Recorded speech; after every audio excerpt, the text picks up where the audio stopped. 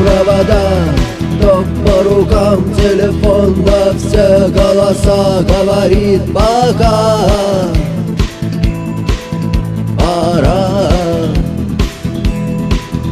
И пальто на гвозде, шарф в рукаве и перчатки в карманах шепчут: подожди до утра,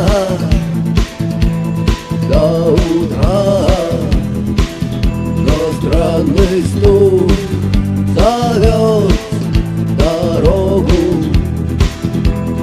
Может, сердце, может, стук в дверь. И когда я обернусь на пороге, я скажу одно лишь слово: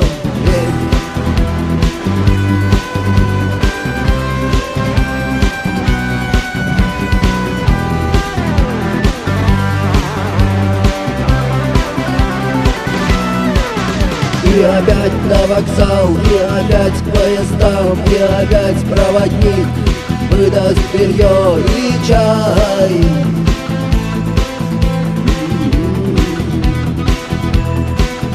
И опять не усну, и опять сквозь грохот колес мне послышится слово: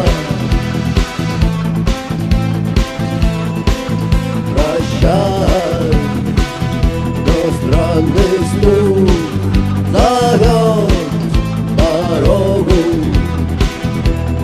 Может, сердце, может, стук в дверь.